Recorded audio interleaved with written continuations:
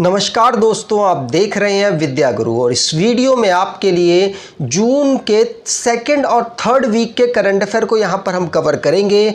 इसमें ऑलमोस्ट सभी टॉपिक को कवर किया गया है, चाहे वो अपॉइंटमेंट हो, चाहे वो कोई अवार्ड से रिलेटेड हो, मिसलेनियस क्वेश्चन हो, नेशन संबंधित हो, इंटरनेशनली रिलेटेड, डिफेंस रिलेटेड, सारे क्वेश्चंस को यहाँ पर कवर किया गया है, सारे टॉपिक्स को यहाँ पर कवर किया गया है। इसमें किस टाइप के हम अंदर वीडियो में आपके साथ क्वेश्चंस डिस्कस करेंगे, तो कुछ यहाँ पर मैंने लिखे हुए हैं, जैसे कि ग्लोबल जेंडर गैप इंडेक्स अभी रिसेंटली में जारी हुई, जिसमें भारत की पोजीशन क्या रही, सबसे आखिरी पोजीशन किसको मिली, आइसलैंड इस पे टॉप पोजीशन पर रहा तो पिछली बार, तो क्या इस बार भी टॉप पोजीशन पर है, और साथ साथ भारत के पड़ोसी देशों की भी बात यहाँ पर करेंगे। साथ साथ अगला क्वेश्चन है चीफ मिनिस्टर ऑफ ओडिशा। 4 राज्यों में लोकसभा के साथ इलेक्शन हुए, जिसमें ओडिशा, अरुणाचल प्रदेश, सिक्किम और चौथा आंध्र प्रदेश आता है। तो ये 4 राज्यों में जो उड़ीसा है उसके नए चीफ मिनिस्टर बने हैं, बीजेपी की तरफ से नया फेस यहाँ पर आए हैं। वो कौन है, उनकी चर्चा होगी। पहली women helicopter pilot Indian navy में कौन बनी है, उनकी चर्चा होगी। रेलवे की एक सब्सिडरी है जिसको DFCCIL कहते हैं, dedicated freight corridor corporation of India, इसके MD कौन बने हैं, इनकी बात करेंगे। और फ्रेंच ओपन टेनिस का एक टूर्नामेंट होता है जिसको किसके द्वारा मेन और वुमेन की कैटेगरी में जीता गया, दोनों की चर्चाएं होंगी। और लोकसभा से रिलेटेड जो 18th लोकसभा है उससे मिसलेनियस क्वेश्चन बहुत सारे बने हैं, जैसे कि ओल्डेस्ट इस बार MP कौन सिलेक्ट हुए, कौन चुने गए, और यंगेस्ट MP कौन चुने गए, कितनी फीमेल हैं जिनको मंत्री का पद यहाँ पर भारत के प्रधानमंत्री जो बन गए हैं नरेंद्र मोदी जी, उनके द्वारा दिया गया। और वर्ल्ड ओशियन डे लास्ट में हम जो इंपॉर्टेंट डेज हैं उनकी भी बात कर लेंगे। तो चलिए वीडियो को स्टार्ट करते हैं, लेकिन चैनल पर आप पहली बार आए हो तो चैनल को सब्सक्राइब कर लीजिएगा। वीडियो इन्फॉर्मेटिव लगे तो आपसे अनुरोध करूँगा वीडियो को लाइक कर दीजिएगा और अपने कुछ दोस्तों तक वीडियो को शेयर ज़रूर कीजिएगा। चलिए स्टार्ट करते हैं वीडियो को पहले क्वेश्चन से। पहला क्वेश्चन है कि जो ग्लोबल जेंडर गैप इंडेक्स 2024 जारी हुआ, इसमें भारत की पोजीशन क्या रही, तो इसमें भारत की पोजीशन 129 रही, 2 प्लेस और पीछे खिसक गई है। अगर बात करें दुनिया में कितनी कंट्रीज़ को सिलेक्ट किया गया था, तो 146 कंट्रीज़ को सिलेक्ट किया गया, जिसमें भारत की रैंक 129 रही। इस रिपोर्ट को वर्ल्ड इकोनॉमिक फोरम के द्वारा जारी किया गया और इसमें यह भी बताया गया कि पहली पोजीशन पर लगातार आइसलैंड बना हुआ है और इस बार भी आइसलैंड को ही पहली पोजीशन प्राप्त हुई है। दूसरी पोजीशन पर फिनलैंड, तीसरे पर नॉर्वे, न्यूजीलैंड और स्वीडन आते हैं। भारत के पड़ोसी देशों में बात करें तो बांग्लादेश के साथ भारत के कोलैबोरेशन और सभी पड़ोसी देशों के कंपेयर में बांग्लादेश के साथ भारत के रिलेशंस बहुत बेहतरीन चल रहे हैं, क्योंकि अभी रिसेंटली में बहुत सारे MOU साइन हुए अलग अलग फील्ड में। और भारत के साथ बांग्लादेश का कोलैबोरेशन इसलिए भी बेहतर है क्योंकि भारत सबसे लंबी सीमा, जो लैंड सीमा है वो सबसे लंबी बांग्लादेश के साथ ही टच करता है, जिसकी इस बार रैंक जो ग्लोबल जेंडर गैप इंडेक्स है उसमें 99 रही। दूसरे पर चाइना जिसकी 106 रही, तीसरा नेपाल पड़ोसी देश है जिसकी 117 रही, श्रीलंका की 122, भूटान की 124 रही। लेकिन भारत से भी खराब पोजीशन, खराब रैंकिंग पाकिस्तान की रही 145।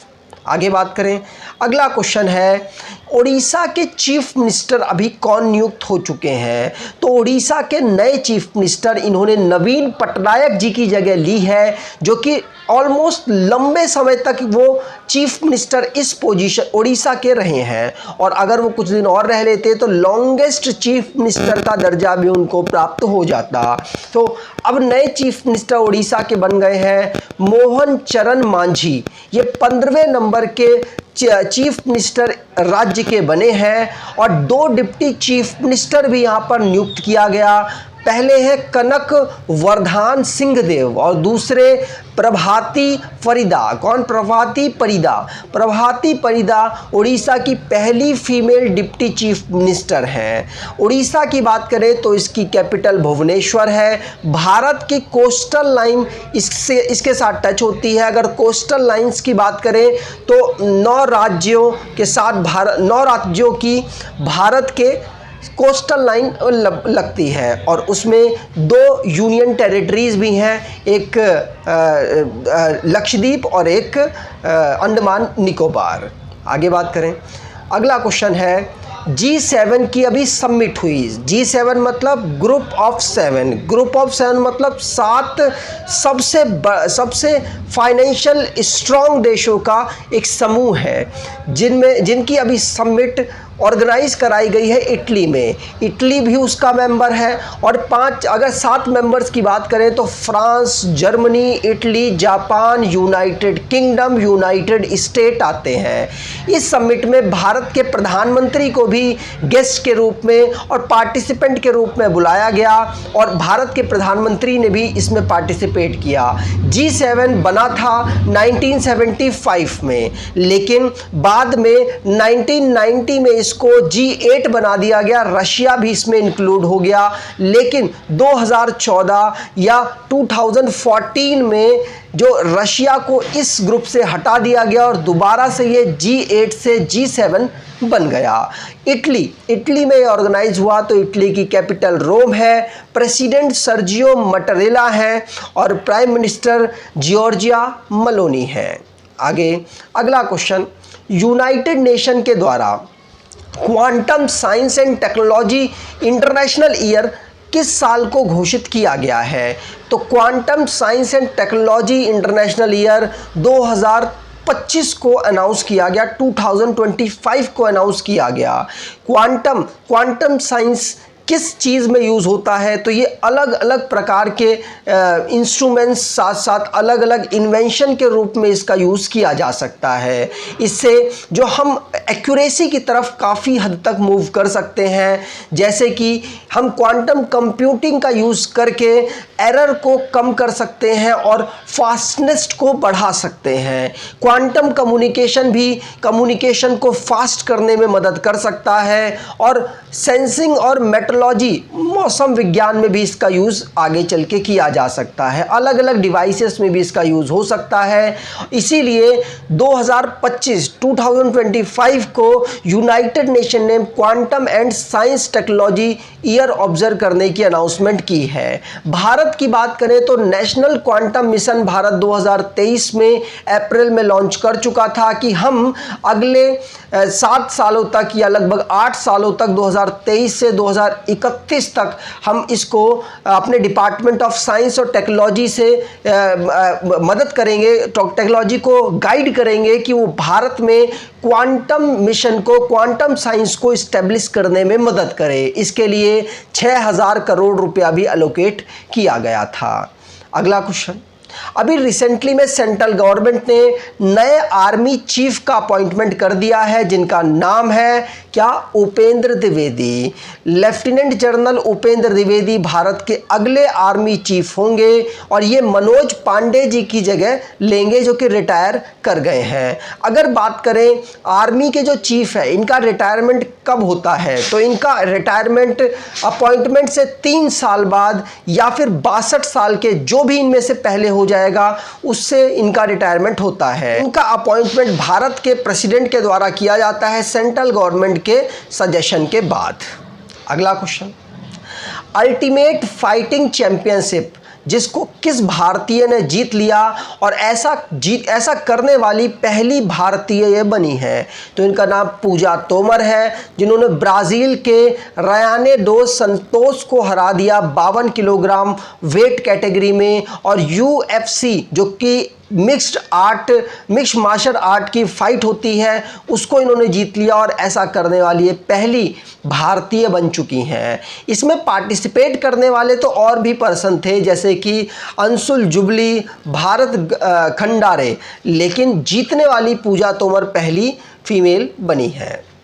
अगला क्वेश्चन, इंडियन नेवी में पहली वुमेन हेलीकॉप्टर पायलट कौन बनी है? तो इनका नाम है सब lieutenant Anamika B Rajeev. Sub lieutenant Anamika B Rajeev Indian navy में पहली वुमेन हेलीकॉप्टर पायलट बनी है।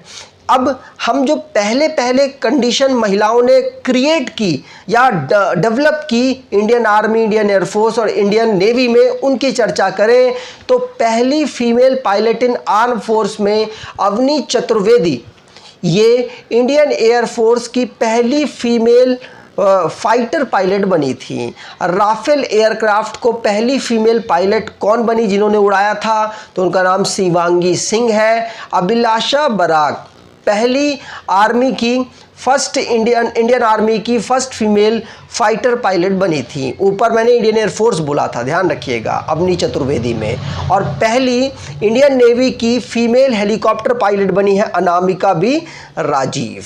ठीक, अगला क्वेश्चन, प्लेयर ऐसे कौन से प्लेयर हैं जिन्होंने men's single title French open में जीत लिया? बहुत इंपॉर्टेंट है। टेनिस के 4 ग्रैंड स्लैम होते हैं। पहला होता है ऑस्ट्रेलियन, दूसरा फ्रेंच, तीसरा विंबलडन और चौथा यूएस। तो फ्रेंच वाला भी रिसेंटली में ऑर्गेनाइज हुआ, जिसको स्पेनिश प्लेयर कार्लोस अल्करास के द्वारा जीत लिया गया, जर्मनी के प्लेयर अलेक्जेंडर ज़वेरेव को हराकर। ध्यान रखिएगा, यहाँ पर मेंस की हम बात कर रहे हैं, लेकिन अगर हम फीमेल्स की बात करें तो फीमेल्स में इसी टूर्नामेंट को ईगा स्वितक ने जीत लिया है। ये पोलैंड की खिलाड़ी हैं। इन्होंने इटली की जस्मीन पोलनी को हरा दिया और जो फ्रेंच ओपन टाइटल है उसको जीत लिया है। दोनों ही इंपॉर्टेंट है, ध्यान रखिएगा। ये है ईगा स्वितक जो कि पोलैंड की खिलाड़ी हैं। अगला क्वेश्चन, जो मोंगला पोर्ट है ये किस देश में अवेलेबल है, जिसको भारत चाहता है कि इसका वो संचालन कर सके, इसको ऑपरेट करे? तो ये जो मोंगला पोर्ट है ये बांग्लादेश में अवेलेबल है और भारत यहाँ पर एक नया टर्मिनल बनाना चाहता है और साथ साथ जो चाइना का रीजन में इन्फ्लुएंस है उसको रोकने की कोशिश करेगा इसके माध्यम से, इसीलिए भारत इसको ऑपरेट करना चाहता है। बांग्लादेश जिसकी कैपिटल ढाका है, बांग्लादेशी टका यहाँ की करेंसी है, मोहम्मद शहाबुद्दीन यहाँ के प्रेसिडेंट और शेख हसीना यहाँ की प्राइम मिनिस्टर है। ये है मोंगला पोर्ट जिसको भारत यूज़ करना चाहता है, जिससे कि चाइना को इस रीजन में टैकल कर सके। अगला क्वेश्चन, तमिलनाडु राज्य के द्वारा इम्प्रूव करना अपनी सॉइल हेल्थ के लिए एक स्कीम लॉन्च की गई जिसका नाम मन्नुइर काथू मन्नुइर कप्पम है। क्या? मन्नुइर काथू मन्नुइर कप्पम स्कीम है, जिसका मेन लक्ष्य इम्प्रूव करना सॉइल हेल्थ को रखा गया है, जिसके लिए 206 करोड़ रुपए बजट में एलोकेट कर दिए गए हैं। और साथ साथ यहाँ पे जो किसान हैं उनको ग्रीन मैन्योर जो यूज़ है उसको ग्रीन मैन्योर का यूज़ ज़्यादा फ्रेंडली तरीके से करने के लिए सजेस्ट किया गया और साथ साथ उसमें सब्सिडी वगैरह भी अनाउंस की गई है, जिससे कि ज़्यादा से ज़्यादा फर्टिलाइज़र्स के रूप में ग्रीन मैन्योर को किसान लोग यूज़ कर सकें। अगला क्वेश्चन, किस राज्य ने अपने राज्य में मुख्यमंत्री निजुत मोयना स्कीम को लॉन्च किया है? मुख्यमंत्री निजुत मोयना स्कीम ये लड़कियों की एजुकेशन को प्रमोट करने से रिलेटेड ये स्कीम है जो कि असम गवर्नमेंट ने लॉन्च की है। असम गवर्नमेंट का मेन लक्ष्य है कि लड़कियां ज़्यादा से ज़्यादा उनके राज्य में पढ़ाई करें और जो बड़े लेवल पर पढ़ाई करते हुए जाएं, वो 10th 12th तक अपनी पढ़ाई को स्किप ना करें। इसके लिए प्रमोट करने के लिए राज्य सरकार ने जो हायर सेकेंडरी एजुकेशन है जिसको हम 12th कहते हैं, उसमें 1000 रुपये मंथली देने का अनाउंसमेंट किया है। डिग्री कर लेते हैं तो 1200 रुपये, पोस्ट ग्रेजुएशन या बीएड कर लेते हैं तो 2500 रुपये मंथली अलाउंस देने का यहाँ पर अनाउंसमेंट राज्य सरकार ने किया है। अगला क्वेश्चन, किस देश ने भारत से अभी हेल्प मांगी है कि वो उनके यहाँ पर जन औषधि केंद्र खोलने की मदद करे? तो भारत में आप जगह जगह जन औषधि केंद्र देखते होंगे जिसके माध्यम से सस्ती दवाइयाँ आपको प्राप्त हो पाती हैं। उसमें जो दवाइयाँ होती हैं उनकी वो ब्रांडेड दवाइयाँ नहीं होती, लेकिन सेम केमिकल वाली वो दवाइयाँ होती हैं और वहाँ पर अवेलेबल आपको जो मार्केट में ज़्यादा रेट में मिलती है, 150 के रेट में मिलती हैं, उनको लगभग 30 और 20 के रेट में करने की कोशिश की है देश की सरकार ने।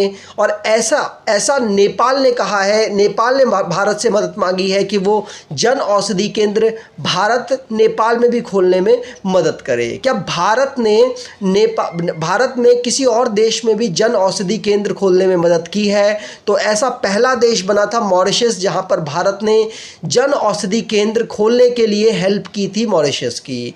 उसके बाद नाइजीरिया एक ऐसा देश बना जहां पर भारत ने ये हेल्प की। और मॉरिशस की बात करें तो इनके यहाँ पर 500 से ज़्यादा, पूरे देश में 500 से ज़्यादा जो जन औषधि केंद्र अभी तक खुल चुके हैं। अगला क्वेश्चन, नेपाल की बात करें तो नेपाल भारत के साथ 5 राज्यों के साथ सीमा टच करता है। इसके प्राइम मिनिस्टर पुष्प कमल दहल प्रचंड है। काठमांडू यहाँ की कैपिटल, नेपालीज रुपी यहाँ की करेंसी और नेपाली यहाँ की लैंग्वेज है। भारत के 5 राज्य कौन हैं जो कि बाउंड्री शेयर करते हैं नेपाल के साथ? तो सिक्किम, वेस्ट बंगाल, बिहार, उत्तर प्रदेश, उत्तराखंड आते हैं। 1850 किलोमीटर की बाउंड्री यहाँ पर टच होती है। सेंट्रल गवर्नमेंट ने नेशनल सिक्योरिटी एडवाइज़र दोबारा से अजीत डोवाल को नियुक्त कर दिया है। अजीत डोवाल 2014 से लगातार भारत के नेशनल सिक्योरिटी एडवाइज़र नियुक्त हो रहे हैं और भारत के प्रधानमंत्री ने तीसरी बार इस पोजीशन पर अजीत डोवाल को नियुक्त किया है। अजीत डोवाल की बात करें तो इंटेलिजेंस ब्यूरो में चीफ के पद पर काम कर चुके हैं और साथ साथ इनको कीर्ति चक्र 1988 में और अन्य जो बहादुरी के अवार्ड है वो इनको प्राप्त हुए हैं। इंडियन पुलिस मेडल भी इनको प्राप्त हुआ और ऐसा ये मेडल प्राप्त करने वाले यंगेस्ट ऑफिसर रहे थे। अगला क्वेश्चन, इंडिया ने जाइमेक्स एक्सरसाइज किसके साथ मिलकर की है? तो इंडिया ने जाइमेक्स मतलब जे मतलब जापान, आई मतलब इंडिया के साथ मैरीटाइम एक्सरसाइज की है। एम मतलब मैरीटाइम एक्सरसाइज ये की है और ये एक्सरसाइज भारत जापान के साथ इस बार जापान के योकोसुका में ऑर्गेनाइज करवा रहा था, ध्यान रखिएगा। आगे बात करें, अगला क्वेश्चन, नॉर्थ कोरिया ने किस देश में जो गार्बेज बलून है वो अभी रिसेंटली में एयर के माध्यम से भेजे हैं और ये साउथ कोरिया पर इन्होंने भेजे थे। नॉर्थ कोरिया ने, नॉर्थ कोरिया और साउथ कोरिया के बीच में टेंशन्स रहती हैं, उसी की एक झलक है जो जिन्होंने गुब्बारों में मलमूत्र भरकर साउथ कोरिया के बॉर्डर पर फिकवाए थे, जिसकी वजह से बॉर्डर पे टेंशन क्रिएट हो गई। अब आपसे पूछ लिया जाएगा कि साउथ कोरिया और नॉर्थ कोरिया के बॉर्डर का नाम क्या है? तो 33 डिग्री चैनल इनके बीच का नाम है, कई बार एग्जाम में पूछा गया है। अगला क्वेश्चन, अभी रिसेंटली में 18th लोकसभा के इलेक्शन हुए जिसमें अलग अलग पार्टियों ने अलग अलग प्रकार से यहाँ पर परफॉर्मेंस किया। सबसे ज़्यादा सीटें बीजेपी को 240 प्लस मिली और कांग्रेस को 99 सीट्स प्राप्त हुई थी। अब यहाँ पर 18th लोकसभा में जो ओल्डेस्ट एमपी कौन बने हैं? तो 82 साल के TR बालू, कौन? 82 साल के TR बालू यहाँ पर एमपी लोकसभा में ओल्डेस्ट एमपी बने हैं। ये 7वीं बार लोकसभा में चुनकर आए हैं और 1986 में ये राज्यसभा में भी चुने गए थे। इस बार इन्होंने जीत दर्ज की है लगभग 5 लाख वोटों से। अगला क्वेश्चन, यंगेस्ट एमपी कौन चुनकर आए हैं 18वीं लोकसभा में? तो इस बार 4 ऐसे कैंडिडेट हैं जो कि 25 से 26 साल के हैं और यंगेस्ट कैंडिडेट के रूप में वो चुनकर आए हैं। और आपको मालूम होना चाहिए कि लोकसभा में चुनाव का सबसे कम एज कितनी होनी चाहिए? तो 25 होनी चाहिए। अगर आप 25 से ज़्यादा के हैं तो आप लोकसभा का इलेक्शन लड़ सकते हैं। तो प्रिया सरोज, पुष्पेंद्र सरोज, संजना जाटव और संभावी चौधरी के द्वारा यहाँ पर जीत दर्ज की गई और ये चारों के चारों 25 से 26 साल के हैं। प्रिया सरोज की बात करें समाजवादी पार्टी, पुष्पेंद्र सरोज समाजवादी पार्टी, संजना जाटव कांग्रेस, संभवी चौधरी लोक जनशक्ति पार्टी से बिलोंग करते हैं। अगला क्वेश्चन, मोदी कैबिनेट में कितनी महिलाओं को यहां पर शामिल किया गया? तो मोदी कैबिनेट में 7 वुमेन मिनिस्टर्स को यहां पर शामिल किया गया, जिनमें से 2 तो कैबिनेट मिनिस्टर हैं और बाकी जो स्टेट मिनिस्टर के रूप में इनको सम्मिलित किया गया है। 2 वुमेन कौन है जिनको कैबिनेट मिनिस्टर के रूप में अपॉइंट किया गया? तो एक तो निर्मला सीतारमण जी हैं जो कि भारत की फाइनेंस मिनिस्टर, और दूसरी अन्नपूर्णा देवी हैं जो कि women and child development minister नियुक्त हुई हैं। ठीक, अगला क्वेश्चन, फॉर्मर चीफ मिनिस्टर कौन कौन है या कितने हैं जिनको मोदी कैबिनेट में इस बार शामिल किया गया है? तो 6 फॉर्मर चीफ मिनिस्टर हैं जिनको मोदी कैबिनेट में मिनिस्टर के रूप में यहाँ पर शामिल किया गया, जिनमें बीजेपी से शिवराज सिंह चौहान, राजनाथ सिंह, मनोहर लाल खट्टर, सर्बानंद सोनोवाल जी हैं। बाकी दूसरी पार्टियों से हैं, जैसे कि मांझी हो गए जो कि बिहार के चीफ मिनिस्टर रहे, वो मोदी कैबिनेट में शामिल हैं। ठीक, अगला क्वेश्चन, अभी रिसेंटली में प्रधानमंत्री मोदी जी के प्रिंसिपल सेक्रेटरी के रूप में किसको रीअपॉइंटमेंट मिला है? तो प्रिंसिपल सेक्रेटरी के रूप में डॉक्टर प्रमोद कुमार मिश्रा को रीअपॉइंटमेंट मिला है प्रधानमंत्री मोदी जी के ऑफिस में। ठीक, अगला क्वेश्चन, रेलवे की सब्सिडरीज हैं, बहुत सारी सब्सिडरीज हैं, जैसे कि IRFC, रेल नेट और DFCCIL, इनके अलग अलग कार्य हैं जो रेलवे करवाता है। जैसे IRFC से फाइनेंस इकट्ठा करवाता है, रेल नेट से इंटरनेट को लगवाता है अलग अलग जगह पर, और जो dedicated freight corridor corporation of India है DFCCIL है, इससे फ्रेट के एक पूरे रूट को डेवलप करा रहा है सेपरेटली, जिससे कि पैसेंजर और फ्रेट का जो सेपरेशन है वो हो सके और फ्रेट को आसानी से एक जगह से दूसरी जगह पे टाइम पर पहुंचाया जा सके। और इसके नए MD बन गए हैं प्रवीण कुमार। कौन?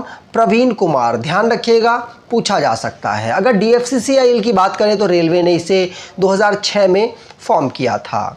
अगला question, vice president Saulos Klaus Chilima जो कि मलावी के वाइस प्रेसिडेंट थे, यह भी प्लेन क्रैश की वजह से इनका निधन हो गया। ध्यान रखिएगा, सोलोस क्लॉस चिलीमा जो कि वाइस प्रेसिडेंट थे मलावी के। मलावी जिसकी कैपिटल लिलोंग्वे है, प्रेसिडेंट लजारस चक्वेरा है, मलावियन क्वाचा यहाँ की करेंसी है। नेबर कंट्रीज तंजानिया, जाम्बिया और मोजाम्बिक आते हैं। अगला क्वेश्चन, इंटरनेशनल हॉकी फेडरेशन के द्वारा hockey mains junior world cup 2025 कहां ऑर्गेनाइज कराया जाएगा? तो ये इंडिया में होस्ट किया जाएगा। ध्यान रखिएगा, इसमें 24 टीमें पार्टिसिपेट करेंगी। भारत में इसको ऑर्गेनाइज कराया जाएगा दिलीप तिर्की के द्वारा, जो कि इस समय पर हॉकी इंडिया के प्रेसिडेंट हैं, उनके द्वारा इसकी अनाउंसमेंट की गई। अगला question, 79th president United nation general assembly के कौन बने हैं? तो ये कैमरून के फॉर्मर मिनिस्टर हैं, फॉर्मर प्राइम मिनिस्टर हैं, फिलिमन यंग बने हैं। ध्यान रखिएगा, 79th नंबर के यूनाइटेड नेशन जनरल असेंबली के प्रेसिडेंट कौन बने हैं? तो कैमरून के प्राइम मिनिस्टर फिलिमन यंग बने हैं। ठीक, अगला question, United nation security council जिसमें टोटल 15 मेंबर होते हैं, जिनमें से 5 मेंबर परमानेंट होते हैं और 10 मेंबर नॉन परमानेंट होते हैं, जो कि 2-2 सालों के लिए चुने जाते हैं, जिसमें इस समय पर भारत इसका मेंबर नहीं है। Bharat total non permanent member 8 बार बन चुका है। और अगर अब बात करें, अभी नॉन परमानेंट मेंबर का चुनाव हुआ, जिनमें 5 नए मेंबर अनाउंस किए गए, पाकिस्तान, सोमालिया, पनामा, डेनमार्क और ग्रीस। और जनवरी के मंथ में, दिसंबर के मंथ में जनवरी से उनका टर्म शुरू हुआ। जापान, मोजाम्बिक, इक्वाडोर, माल्टा और स्विट्जरलैंड, ये 5 कंट्रीज़ उस समय पर सिलेक्ट हो चुकी थी। तो टोटल 10 कंट्रीज़ अब यूनाइटेड नेशन सिक्योरिटी काउंसिल में ये रहेंगी अगले 2 साल तक, जब तक इनका टाइम पीरियड रहेगा। लेकिन परमानेंट मेंबर कौन है 5? तो वो रूस, चाइना, US, UK और फ्रांस हैं। ये 5 देश हैं जो कि परमानेंट मेंबर हैं यूनाइटेड नेशन जनरल असेंबली में। अब इम्पॉर्टेंट डेज की बात करें तो वर्ल्ड ओशियन डे हम कब ऑब्जर्व करते हैं, तो वर्ल्ड ओशियन डे हम 8 जून को ऑब्जर्व करते हैं, जिसकी थीम अवेकन न्यू डेप्थ रखी गई है हमारे जीवन में, और साथ साथ हमारे जो एक्टिविटीज़ हैं उनमें जो ओशियन है उसकी महत्वता को बताने के लिए यूनाइटेड नेशन ने इसको अनाउंस किया है एज आ डे के रूप में, जिससे कि हम इस दिन इसको प्रमोट कर सकें। वर्ल्ड ब्लड डोनर डे हम कब ऑब्जर्व करते हैं, तो वर्ल्ड ब्लड डोनर डे हम 14 जून को ऑब्जर्व करते हैं हर साल। इसमें ज़्यादा से ज़्यादा लोगों को ब्लड डोनेट और ब्लड के जो प्रोडक्ट्स हैं उनको डोनेट करने के लिए यहाँ पर प्रोत्साहित किया जाता है, और इस बार 20 साल कंप्लीट हो चुके हैं। इसीलिए इसका स्लोगन रखा गया celebrating 20 years, thank you blood donors, याद रखिएगा।